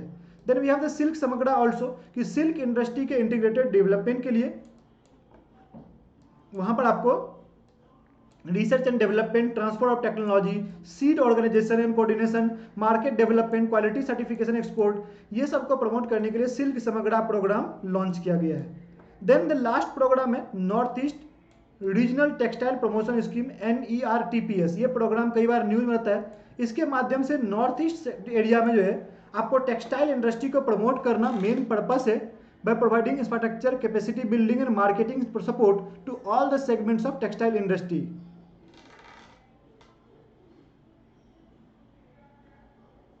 Okay guys, so here we have covered the another, मतलब हम लोगों ने टेक्सटाइल मिनिस्ट्री का प्रोग्राम देखे। नाउ लेट्स मूव अहेड और एक और मिनिस्ट्री करते हैं और वो है मिनिस्ट्री ऑफ MSMEs। ये भी काफ़ी इंपॉर्टेंट है क्योंकि यहाँ पर बड़े पैमाने पर इम्प्लॉयमेंट अपॉर्चुनिटी। गाइस मैंने टेलीग्राम चैनल जो मैंने अभी आपको शुरू में दिखाया था, टेलीग्राम पर ऑलरेडी जो है मैंने आपको ऐसे दिया 4 या 5 ऐसे टॉपिक्स मैंने डाल रखे हैं जो कि MSME से रिलेटेड है और वो लेटेस्ट पैटर्न पर बेस्ड आपको, जो आजकल थीम बेस्ड बेसिकली आजकल पूछे जा रहे हैं। ओके, एक तरह से अलग तरह का, अभी नाबार्ड ग्रेड में अलग तरह का आपको ऐसे पूछा गया था, थीम बेस्ड ऐसे वगैरह पूछा गया था, ओपिनियन बेस्ड आपको ऐसे पूछा गया था। तो सिमिलर ट्रेंड पर आपको ऐसे प्रोवाइड किया गया है। आई होप आप लोगों ने लिखना स्टार्ट कर दिया होगा। ऐसे नहीं लिखना स्टार्ट किया है, लिखना स्टार्ट कर दो क्योंकि एग्जाम में आपको इंपॉर्टेंट रहेगा। सो क्वेश्चन यहाँ पर पूछा गया मिनिस्ट्री ऑफ MSME से कि what are the steps that have been taken by the ministry for the revival of MSME sector due to कोविड-19 पैंडेमिक। ओके, तो उसके आंसर में जो है श्री नितिन गडकरी ने आपको आंसर में ये आंसर दिया कि हम जो ढेर सारे प्रोग्राम चला रहे हैं और ये सारे प्रोग्राम्स आपको बने हुए हैं। लेकिन इससे पहले आपको इसका ये देखो कि सबसे पहले उन्होंने ये बोला कि we will come again, we are not, I am not living this particular slide, so will come again. But उससे पहले ये देखो कि उन्होंने ये बोला कि घोषणा किया है, जो इंपॉर्टेंट चीज है वो देखो यहाँ पर कि उन्होंने घोषणा की है कि the government, the ministry aims that कि the contribution of MSME in the GDP, जो अभी आपको एग्जिस्टिंग आपको 30% है, ओके अबाउट 30% है, that should be increase to 50%। मतलब बाय द ईयर 2025 जो है सरकार ने टारगेट रखा हुआ है कि इसको 30% से बढ़ाकर 50% करना है। एज वेल एज एक्सपोर्ट जो है वो 49% अभी जो आपको MSME एक्सपोर्ट करती है, इंडस्ट्रियल एक्सपोर्ट जो होती है, इसको बढ़ाकर जो है 60% करना। मतलब भारत के टोटल एक्सपोर्ट का शेयर जो है वो अभी 49% MSMEs का है, उसको बढ़ाकर 60% करना। और जो GDP में कंट्रीब्यूशन है दैट इज 30%, उसको बढ़ाकर 50% करना, ये टारगेट उन्होंने सेट किया हुआ है। So this particular targets to remember, last year भी आपको इस तरह का एक क्वेश्चन बना था MSME पर जो है 1 मार्कर क्वेश्चन पूछा गया था, आप लोगों को इसी तरह का क्वेश्चन था। ओके, तो ये ध्यान रखना। नेक्स्ट है कि अभी आत्मनिर्भर भारत पैकेज में भी कई सारी चीज़ों की घोषणा की गई है MSME इंडस्ट्रीज के लिए। तो उसमें आपको सम ऑफ द देम आर, जैसे कि 20,000 करोड़ का आपको सबऑर्डिनेट डेब्ट स्कीम फॉर MSME, जहां पर प्रमोटर्स जो भी हैं, ओके जो भी आपको MSME के प्रमोटर्स वगैरह हैं, उसको सरकार यहाँ पर सपोर्ट कर रही है। प्रमोटर्स को सपोर्ट करने के लिए सरकार ने सबऑर्डिनेट डेब्ट स्कीम लॉन्च कर रखा है MSMEs को। इसके बारे में आप लोगों ने शायद पढ़ा होगा, नहीं तो मैं ही आपको कभी ना कभी कवर कर दूंगा आत्मनिर्भर भारत सीरीज के अंतर्गत। Then we have the rupees 3 lakh crore collateral free automatic loans for business including MSMEs। Guys ये समझ लेना कि बस आपको ये जानना जरूरी नहीं है कि 20,000 करोड़ सबऑर्डिनेट डेब्ट स्कीम है। देखो जब क्वेश्चन बनता है RBI ग्रेड बी के लिए तो आपको थोड़ा सा डिटेल्ड क्वेश्चन बन सकता है, मल्टीपल स्टेटमेंट क्वेश्चन बन सकता है। तो दे will ask you, they will give you one statement regarding कि सबऑर्डिनेट डेब्ट स्कीम होता क्या है। जैसे मैंने बोला कि प्रमोटर्स को टारगेट किया, वहां पर जो है MSMEs के प्रमोटर्स वगैरह हैं, तो प्रमोटर्स के बारे में वहां पर कुछ डाटा वगैरह अवेलेबल है, उस पर थोड़ा सा वो क्वेश्चन बनाएंगे और उसमें थोड़ा सा आपको जो है डाटा वगैरह साथ खेल सकते हैं। और फिर आपको सेकंड स्टेटमेंट हो सकता है कि सरकार ने यहाँ पर जो है आत्मनिर्भर भारत पैकेज के अंतर्गत 20,000 करोड़ रुपए एलोकेट किया है इस पर्टिकुलर सेक्टर के, इस पर्टिकुलर प्रोग्राम के लिए। ओके, तो 20,000 के सरकार 50,000 दे सकती है क्वेश्चन आपको एग्जाम में। तो मल्टीपल स्टेटमेंट बेस्ड क्वेश्चन वगैरह बनते हैं, इसीलिए थोड़ा सा आपको इसके बारे में भी अंडरस्टैंडिंग होना पड़ेगा। सो जस्ट ये वन लाइनर पढ़ के ये मत खुश हो जाना कि यार मेरा तो हो गया। ओके, आपको सबऑर्डिनेट डेब्ट स्कीम फॉर MSME जो लॉन्च की गई है उसके बारे में क्रिटिकल अंडरस्टैंडिंग होनी चाहिए। ओके, नेक्स्ट है 3 lakh crore collateral free automatic loans for business including MSMEs।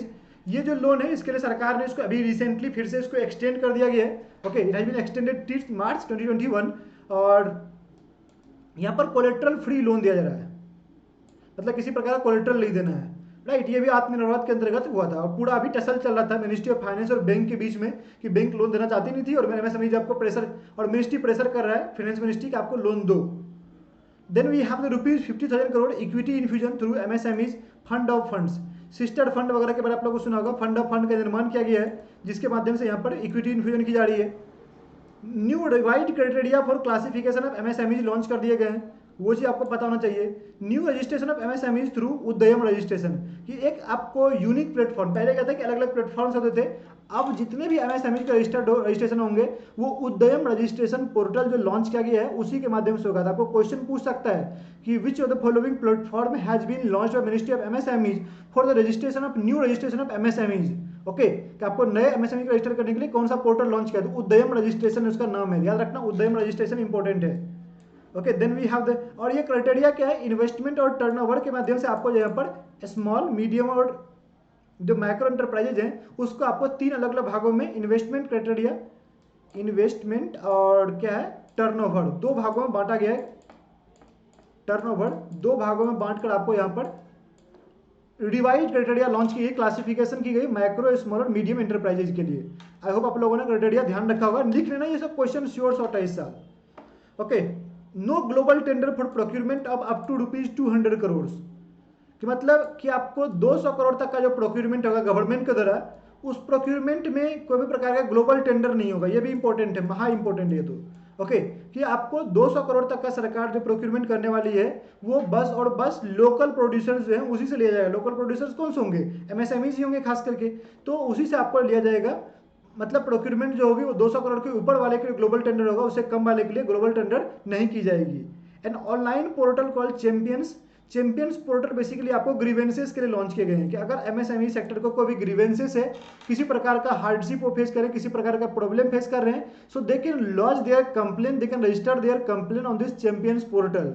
Okay, तो चैंपियंस पोर्टल बेसिकली एक यूनिक प्लेटफॉर्म है जहां पर सभी प्रकार के कंप्लेंट्स को एक ही जगह पर आपको अवेलेबल होना चाहिए।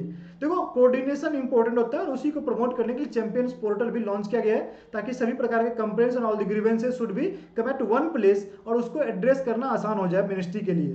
तो ये चीज आपको लॉन्च किया गया। So these have been the announcements under the Atmanirbhar Bharat package. Now let's move back, और कौन कौन से प्रोग्राम्स आपको रन कर रही है मिनिस्ट्री ऑफ एमएसएमई उसके बारे में बात कर रहे हैं। सबसे पहला प्रोग्राम है, और देखो मैंने यहाँ पर डिटेल्स आपके लिए लेकर नहीं आया हूँ, sorry for that, you need to just go to the ministry website, उसके ऊपर आप जाकर जो है इसको कवर कर सकते हैं। मिनिस्ट्री की वेबसाइट पर सारे के सारे डिटेल्स अवेलेबल है ये प्रोग्राम्स के बारे में, और ये प्रोग्राम्स आपको महा इंपॉर्टेंट है, ध्यान रहे।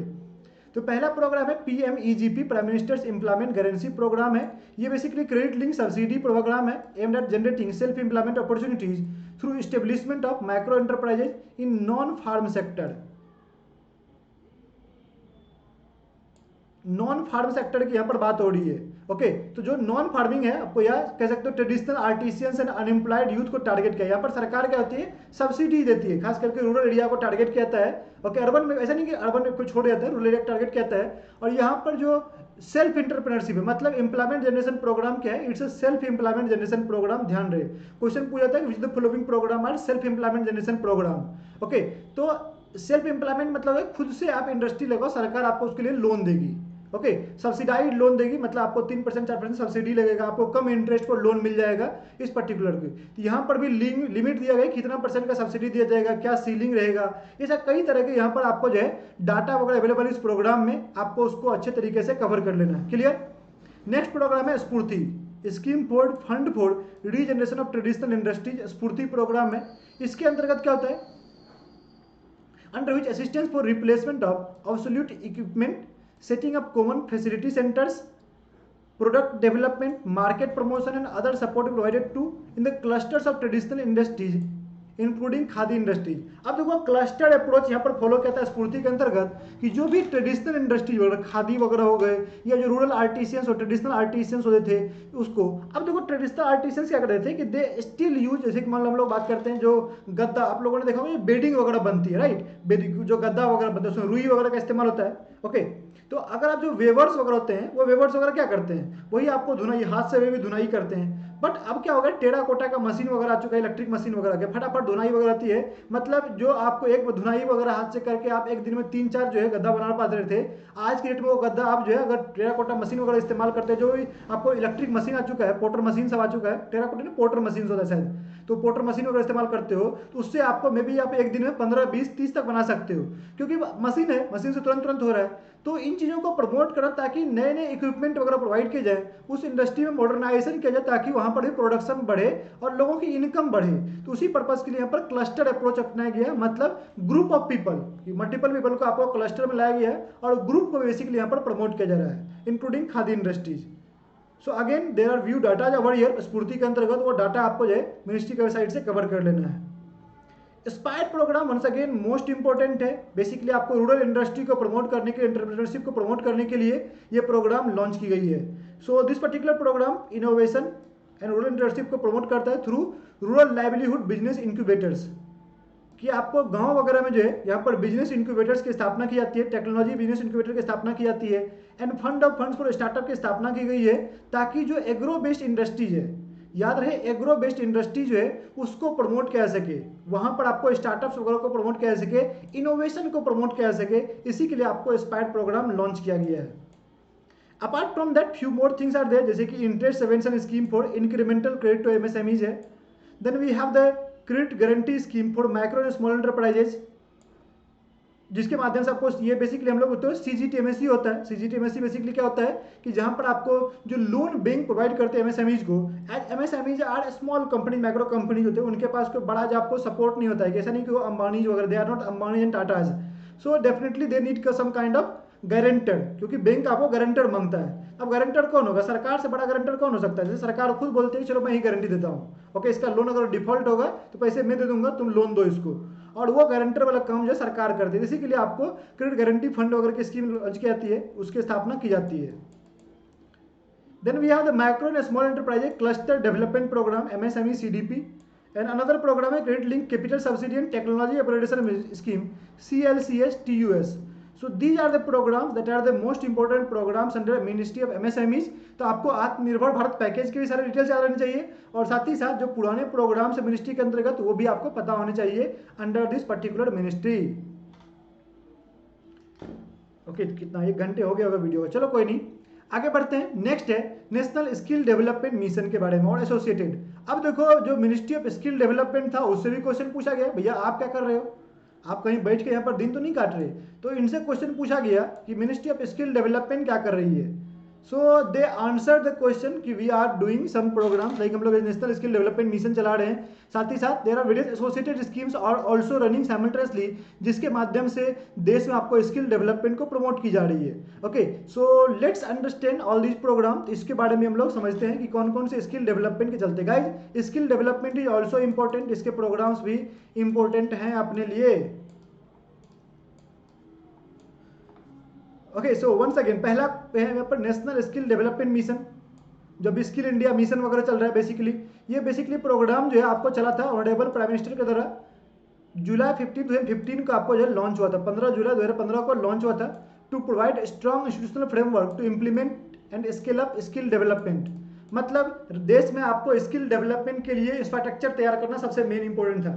देखो स्किल डेवलपमेंट का इंफ्रास्ट्रक्चर कैसे तैयार होगा कि जब आप जो है जो स्किल डेवलपमेंट सेंटर्स वगैरह करोगे, लोग कहां पर जाकर ट्रेनिंग लेंगे, ट्रेनिंग सेंटर्स ओपन होना चाहिए। So first and foremost thing was to establish the training centres in each and every district, ताकि और वो भी साथ ही साथ क्वालिटी ट्रेनिंग सेंटर होना चाहिए। उसके लिए कुछ आपको जो है रूल्स एंड रेगुलेशंस होना चाहिए कि भैया तुमको ये फ्रेमवर्क है, मतलब ये गाइडलाइंस है, इसको अदर करते हुए ही आपको जो है ट्रेनिंग इंस्टीट्यूट की स्थापना करनी है। तो उसके लिए पर्टिकुलरली आपको जो है national skill development mission launch होता है, स्किल इंडिया मिशन लॉन्च हुआ था लास्ट ईयर भी। आपको इस पर से 3 क्वेश्चन, स्किल इंडिया मिशन पर आपको 3 क्वेश्चन पूछा गया था।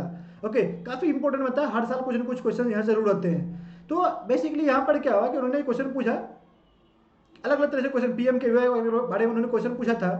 तो एक तो आपको यहाँ पर इंस्टीट्यूशनल फ्रेमवर्क क्रिएट करना है ताकि जहाँ पर ट्रेनिंग सेंटर वगैरह जहाँ पर ये चीज हो उसके आपको एग्जाम वगैरह कंडक्ट किया जाए, सर्टिफिकेट प्रोवाइड किया जाए, और जो सर्टिफिकेट प्रोवाइड किया जाए that certificate should have some kind of credibility involve, ताकि इंडस्ट्रीज वगैरह जो है उसको आपको सही तरीके से ले, उसको आपको अच्छे तरीके से ले और इंडस्ट्री वगैरह प्लेसमेंट वगैरह प्रोवाइड करे, तभी ना फायदा हुआ। तो इसी पर्पज के लिए आपको पूरा NSQF national skill quality framework होता है, NSQF national skill quality framework होता है, उस पर बेस्ड आपको जो है ये स्किल इंडिया मिशन के अंतर्गत आपको स्किल डेवलपमेंट प्रोवाइड करते हैं NSDC के द्वारा, नेशनल स्किल डेवलपमेंट NSDC के द्वारा, कॉर्पोरेशन के द्वारा आपको जो है यहाँ पर प्रोवाइड किया जाता है। इसके अंतर्गत आपको जो है सेंटर्स वगैरह जो है स्थापित किए जाते हैं NSDC के द्वारा और उसके माध्यम से आपको ट्रेनिंग वगैरह प्रोवाइड की जाती है। So under skill India mission ministry of skill development imparts employable skill to youth through long term and short term training. मतलब यहाँ पर जो है लॉन्ग टर्म ट्रेनिंग भी दी जाती है और शॉर्ट टर्म ट्रेनिंग भी दी जाती है अंडर स्किल इंडिया मिशन।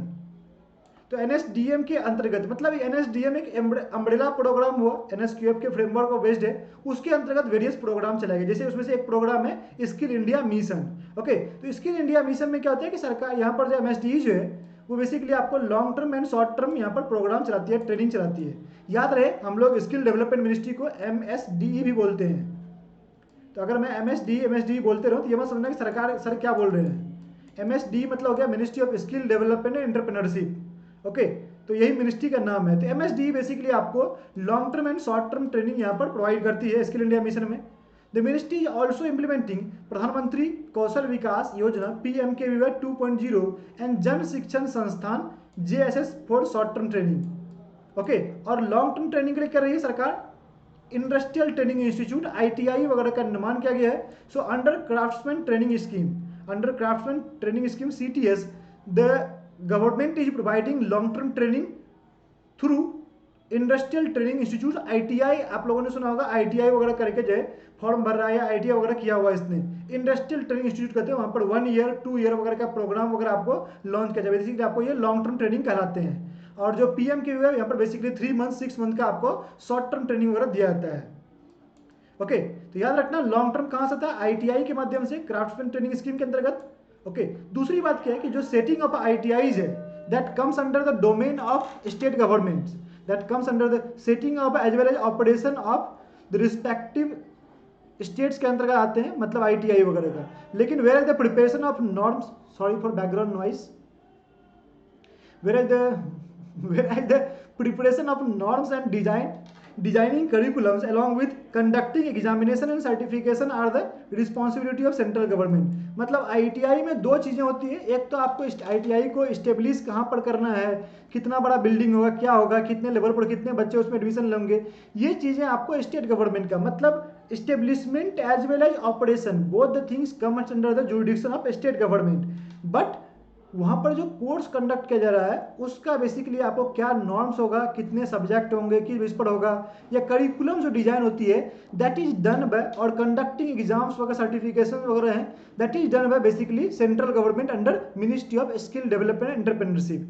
ये चीज़ें आपको याद होनी चाहिए। स्टैटिक जो आपको खास करके मल्टीपल स्टेटमेंट बेस्ड जो क्वेश्चन होते हैं वहाँ पर इस तरह के क्वेश्चन वगैरह आपको कई बार घुमा फिरा कर डाल दिए जाते हैं, ये चीज़ आपको पता होनी चाहिए। ओके गाइस, तो लेट्स मूव अहेड।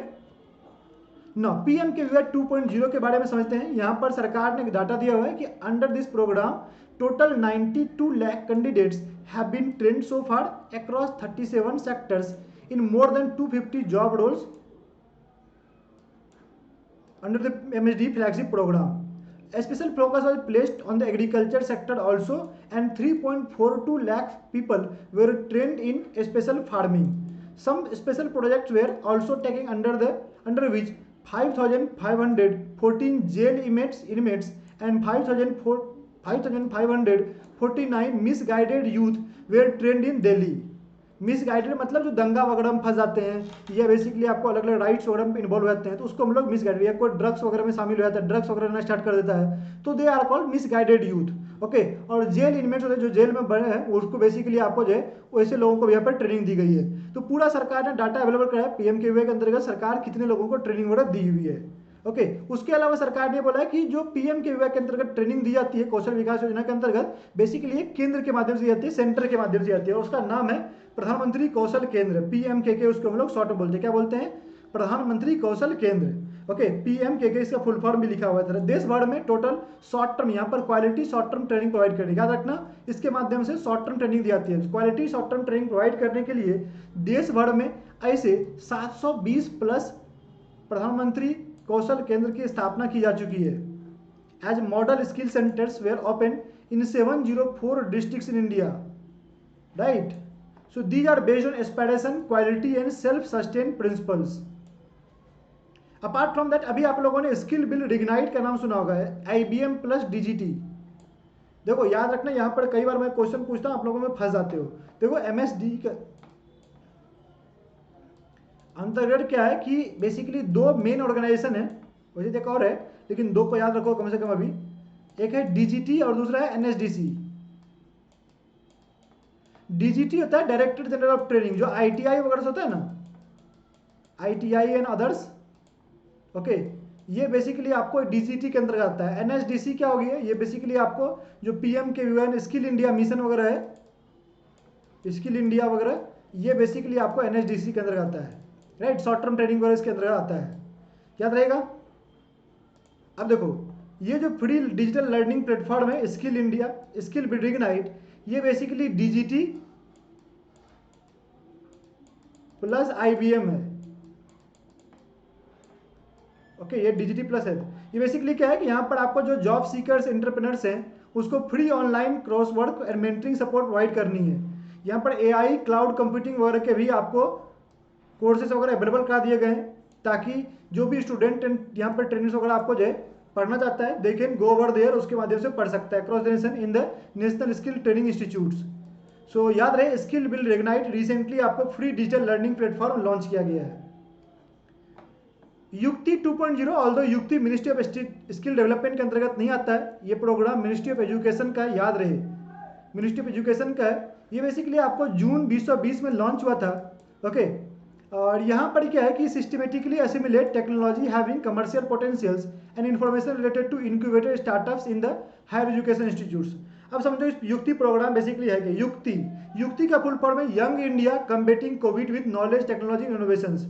मतलब कि एक प्लेटफॉर्म लॉन्च किया गया है। अगर मान लेट सपोज कि मैं हूँ, मेरे पास अगर कोई इनोवेटिव आइडिया है, राइट, कि मैं कोविड-19 या किसी प्रकार के अगर डायमेंशन, कोविड-19 ने हर एक प्रकार की चीज़ों पर इम्पैक्ट किया है, एजुकेशन पर किया है, इंडस्ट्री पर किया है, MSME पर किया है, सब प्रकार के इंडस्ट्री, सब चीज़ों पर जो है इसने इम्पैक्ट क्रिएट किया है। सो नो, मुझे क्या करना है कि हर एक डायमेंशन में सोचना है। So if have any some kind of any innovations in my mind, और उस पर मैं प्रोजेक्ट वगैरह मेरे पास अवेलेबल एक आइडिया अवेलेबल आइडिया है, so I can work on that idea, मैं उसका प्रोजेक्ट क्रिएट कर सकता हूँ। और ये बेसिकली अगर मान लो किसी प्रकार का स्टार्टअप वगैरह में कन्वर्ट होने वाला है, या किसी कर सकते हो कि आपको एक तरह से वायबल प्रोजेक्ट है, तो उसको मैं जो है यहाँ पर मिनिस्ट्री की वेबसाइट पर जाकर उसको रजिस्टर कर सकता हूँ। सो मिनिस्ट्री क्या करेगी, उस प्रोजेक्ट को प्रमोट करेगी ताकि वहाँ पर इन्वेस्टर वगैरह आ सके, उसमें इन्वेस्ट कर सके, और इसी चीज़ को प्रमोट करने के लिए युक्ति प्लेटफॉर्म लॉन्च किया गया है। ओके, सो यहाँ पर क्या है कि the ministry invited students, faculty members, startups and other stakeholders of higher education institutions to register on the Yukti portal and share their technology and innovations। तो एक तरह से आपको यहाँ पर डाटाबेस क्रिएट की जा रही है जहाँ पर आपको हाई वैल्यू प्रोजेक्ट वगैरह अवेलेबल होंगे, जिसके लिए आपको इन्वेस्टर्स वगैरह को फाइंड किया जाएगा और उस प्रोजेक्ट को प्रमोट किया जाएगा ताकि इनक्यूबेशंस को प्रमोट हो सके, स्टार्टअप्स वगैरह को देश में प्रमोट किया जा सके। ये युक्ति याद रखना मिनिस्ट्री ऑफ एजुकेशन के अंतर्गत, MSD के अंतर्गत नहीं है। उसके अलावा international collaboration, ministry of skill development and entrepreneurship met officials from counterpart working in skill development across country like Singapore, UAE, Japan, Canada, Australia to further build capacity for skilled workforce in the country and jointly work on the transitional standards and bridging demand for skilled workforce in these countries by collaborating with them and supplying them with the trained professionals। मतलब कि ये country में जो आपको एक तरह से shortage है, ओके, जो ट्रेंड प्रोफेशनल्स का, उनसे कोलैबोरेट करना, उसके बारे में अंडरस्टैंडिंग करना कि उनकी इंडस्ट्री की क्या डिमांड है, ओके, वहाँ पर किस तरह के टेक्निक, किस तरह के टेक्नोलॉजी की रिक्वायरमेंट है, किस तरह के स्किल की रिक्वायरमेंट है, उस रिक्वायरमेंट के अकॉर्डिंग अपने यहाँ ट्रेनिंग प्रोवाइड करना, और उसके बाद जो है उन लोगों को वहाँ पर रोजगार के लिए आप भेज सकते हैं ताकि वहां पर जाकर वो एक अच्छी वैल्यू अर्न कर सके, आप जो है वहां पर रोजगार वो ले सकें। इसी के लिए इंटरनेशनल कोलैबोरेशन वगैरह भी कर रही है ministry. Then also the increase participation in apprenticeship programme. तो अभी रिसेंटली मिनिस्ट्री ने बोला कि जो अप्रेंटिसशिप प्रमोशन स्कीम है, नेप्स प्रोग्राम है, नेशनल अप्रेंटिसशिप प्रमोशन स्कीम है, याद रखना इस प्रोग्राम के बारे में जरूर पढ़ लेना। ओके, लास्ट ईयर इस पर शायद एक क्वेश्चन पूछा गया था, नहीं अभी नाबार्ड में इस पर शायद क्वेश्चन पूछा गया, नेशनल अप्रेंटिसशिप प्रमोशन में कितना सब्सिडी दिया था, कितना अमाउंट पे किया था अप्रेंटिसशिप के लिए, ये कोई ऐसा क्वेश्चन था नाबार्ड ग्रेड ए के मेंस अभी रिसेंटली क्वेश्चन पूछा है। So various initiatives taken on the apprenticeship scheme saw a 44% increase in enrollment of apprentices and 10% increase in establishments participating in apprenticeship training। देखो ये क्या होता है, बेसिकली आपको दो चीजें होती है अप्रेंटिसशिप। सरकार यहाँ पर अप्रेंटिसशिप प्रोवाइड नहीं करती, सरकार क्या करती है, इंसेंटिव देती है। मतलब कि सम कंट्री, एक company XYZ, okay, let's suppose कि आपको रिलायंस है, यहाँ पर रिलायंस क्या करती है, रिलायंस आपको जो है अप्रेंटिसशिप ट्रेनिंग प्रोवाइड करा जाती है। ओके, तो रिलायंस आपको जारी करती है कि भाई हम 700 लोगों को इस बार अप्रेंटिसशिप ट्रेनिंग देखिए। तो आप लोगों ने देखा होगा SBI का आपको जो है आता है, लास्ट ईयर SBI का अप्रेंटिसशिप का वैकेंसी आया था। वो वैकेंसी नहीं हो, अप्रेंटिसशिप ट्रेनिंग है, 700 लोगों को उन्होंने निकाला कि 700 अप्रेंटिसशिप ट्रेनिंग दिए जाएंगे। अब यहाँ पर क्या होगा कि एक तो इनको इंसेंटिव तो मिलता है, अप्रेंटिसशिप ट्रेनिंग में क्या होता है कि आपको इंसेंटिव दिया जाता है, SBI की तरफ दिया जाएगा। ओके राइट, उसके अलावा सरकार जो है SBI को पैसा देगी, अलग अलग एक एक इंसेंटिव होता है, मतलब एक एक अप्रेंटिसशिप का आपको जो है फिक्स होता है कि इतना अगर आप दोगे इतना रुपए आपको जो है पर इंटर्नशिप पर अप्रेंटिसेस आपको पैसे यहाँ पर दिए जाएंगे। तो यहाँ पर गवर्नमेंट जो है उसको पैसा देगी, पूरा पैसा नहीं देती है लेकिन कुछ पैसा आपको यहाँ पर इंसेंटिव के रूप में देती है। तो इसीलिए सरकार बोल रही है कि जो इस्टेब्लिशमेंट्स है लाइक SBI ना अदर मतलब ऑर्गेनाइजेशन होते हैं, जो इंडस्ट्री होती है, ओके, उसका पार्टिसिपेशन 10% से बढ़ा है। और जो अप्रेंटिसशिप ट्रेनिंग वगैरह लेते थे उसमें आपको जो है इंटरवेंशंस में आपको 44% इंक्रीज दिखा है एनरोलमेंट वगैरह में। मतलब कि अब जो है candidates are taking more and more enrolment in apprenticeship trainings, okay, as compare of financial 2018-19। मतलब कि total 8.61 lakh people have been engaged in under NAPS with around 85,000 establishments in hiring the apprentices।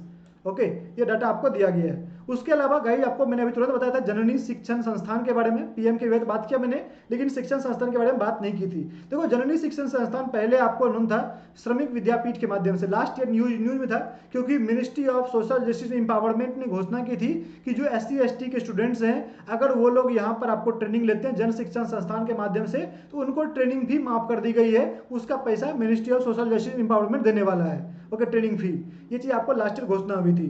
तो जन शिक्षण संस्थान बेसिकली है क्या कि ये आपको श्रमिक विद्यापीठ के नाम से भी जाना जाता था, लेकिन बाद में सरकार ने इसका नाम जो है जन शिक्षण संस्थान कर दिया है। यहाँ पर आपको वोकेशनल ट्रेनिंग देते हैं जो नियो लिटरेट होते हैं, मतलब जिसको थोड़ा सा अक्षर का ज्ञान होता है लेकिन they are not fully literate. Okay, neo literates as well as school drop outs by identifying skills that have a market in the region in the establishments. तो school drop out neo literate वगैरह को target किया जाता है और उसके माध्यम से उनको जो है यहाँ पर वोकेशनल ट्रेनिंग प्रोवाइड की जाती है श्रमिक विद्यापीठ के माध्यम से, जन शिक्षण संस्थान के माध्यम से। तो यहाँ पर भी सरकार ने डाटा अवेलेबल कराया, डाटा आप देख सकते हैं। Then we have the e skill India platform, ये NSDC का प्लेटफॉर्म है। स्किल बिल्ड आपको DGT का था और ई स्किल इंडिया NSDC का है। So NSDC created an e skill India, a multilingual e-learning aggregator portal providing e-skill opportunity to the Indian youth. So it leverages the skilling opportunity from Indian and global leaders in online learning by consolidating online courses curated by leading knowledge organizations that share NSDC commitment। अब देखो इस programme को उतना पढ़ने से कोई मतलब है नहीं, अब समझो यहाँ पर एक लाइन देखो क्या है, एग्रीगेटर पोर्टल। मतलब एग्रीगेटर मतलब होता है जैसे कि आप बात करते हो ओला, ओके, ओला क्या है, ओला एक एग्रीगेटर पोर्टल है, उबर एग्रीगेटर पोर्टल है। Even some at somewhat level Unacademy, although Unacademy started giving some permanent contract also, but at somewhat level Unacademy also do the aggregator model। Aggregator model होता है क्या, समझो ओला क्या है कि यहाँ पर क्या होता है कि लेट्स सपोज कि जो ओला के पास अपना एक भी गाड़ी नहीं है, ओला क्या है, ओला के पास एक ऐप है, it's just an app, right, they do not have their own vehicles. ये व्हीकल्स किसके हैं, जनता के हैं, पीपल के हैं, जो ड्राइवर्स हैं। या तो ड्राइवर खुद का व्हीकल लेकर आपको उसको ओला पर रजिस्टर कर सकता है, या कोई आप में भी XYZ कोई व्हीकल लेकर ड्राइवर रख कर जो है वहाँ पर अपना जो है व्हीकल लगा सकता है ओला उबर पर। तो इसी को हम लोग एग्रीगेटर मॉडल बोलते हैं। सिमिलरली आपको जो है जो ओयो होम्स है, ओयो होम्स के बाद खुद का एक भी होटल नहीं है, वो होटल वगैरह के साथ कोलैबोरेट करते हैं, वहाँ पर आपको इंफ्रास्ट्रक्चर वगैरह थोड़ा इनोवेशन वगैरह करते हैं और उसके माध्यम से क्या था, दीज आर द एग्रीगेटर्स।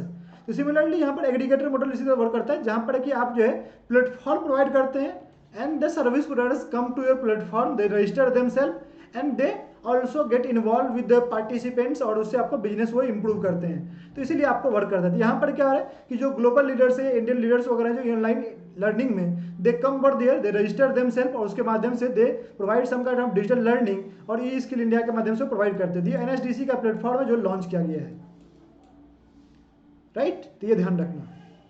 उसके अलावा विजन रिपोर्ट 2025, विजन रिपोर्ट है एमएसडीसी है prepared a vision report 25 in consultation with various stakeholders, जहां पर कैसे आपको भारत में स्किल डेवलपमेंट को प्रमोट किया जाए वो चीज प्रमोट किया। इसके थोड़े बहुत डाटा वगैरह आप ध्यान देख लेना, इसको देख लेना कि विजन रिपोर्ट क्या है, इसमें कुछ आपको की हाईलाइट्स वगैरह आप देख सकते हैं। इनिशिएटिव्स फॉर वीमेन है, इनिशिएटिव्स फॉर वीमेन में आपको यहाँ पर संकल्प एंड स्ट्राइव के बारे में याद रखना, एक प्रोग्राम है संकल्प एंड स्ट्राइव, दो महा इंपॉर्टेंट प्रोग्राम है, ये आपको भूलना नहीं है। Okay, world bank supported programme है दोनों। तो संकल्प एंड स्ट्राइव बेसिकली आपका प्रोग्राम है, और इनिशिएटिव्स फॉर वुमेन में इसी के अंतर्गत बेसिकली आपका प्रोग्राम्स वगैरह लॉन्च किए गए हैं। आज वेल एज अभी रिसेंटली वुमेन्स डे सेलिब्रेट हुआ 8 मार्च को, तो 2 year program namely Mahatma Gandhi national fellowship scheme launch की गई थी, जहां पर रिसर्च वगैरह को प्रमोट किया जाएगा। और एमएसडी वगैरह लॉन्च हुआ है at IIM Bangalore, IIM Bangalore Karnataka में ये चीज आपको लॉन्च किया। याद रखना कहां पर लॉन्च हुआ, IIM बेंगलोर में लॉन्च हुआ है, महात्मा गांधी नेशनल फेलोशिप स्कीम है। ओके, यहाँ पर 75 फेलोज को मतलब रिसर्चर्स को यहाँ पर सेलेक्ट किया गया, जहाँ पर फेलोशिप उनको प्रोवाइड की जाएगी। Out of the 75, 32 are women, which is 43% of total, which is 43% of total ये चीज दी गई। मतलब इसके माध्यम से सरकार वुमेन इंपावरमेंट को प्रमोट कर रही है। एज वेल एज संकल्प और स्ट्राइव के माध्यम से भी बड़े पैमाने पर जो है आपको यहाँ पर वुमेन इंपावरमेंट को प्रमोट किया जा रहा है। गाइस यहाँ पर लिखा हुआ था संकल्प स्ट्राइव, मैंने इसको थोड़ा सा एलिमिनेट कर दिया था कंटेंट को, यहाँ पर इस स्कीम के बारे में मेंशन किया गया था। आप ध्यान रखें, संकल्प and strive also commissioned the ministry of skill development. 2 initiatives recently launch हुए हैं, एक है स्वेट्स और दूसरा है असीम। दोनों को समझो, मैंने ऑलरेडी आपको इसके बारे में बात किया हुआ है। स्वेट्स बेसिकली क्या है कि जो भी आपको आत्मनिर्भर भारत, अभी रिसेंटली सरकार ने जो है वंदे भारत मिशन लॉन्च किया था, राइट, जहां पर जो दूसरे देशों में रहने वाले जो भारतीय मूल के लोग हैं उसको बेसिकली वहां से लौटा के returning citizens under the Vande Bharat mission, जो अलग अलग राज्य राष्ट्रों में भारत के लोग आपको रह रहे थे, दे कम टू इंडिया। ओके, ये लोग क्या थे, ये लोग स्किल्ड लोग थे ना।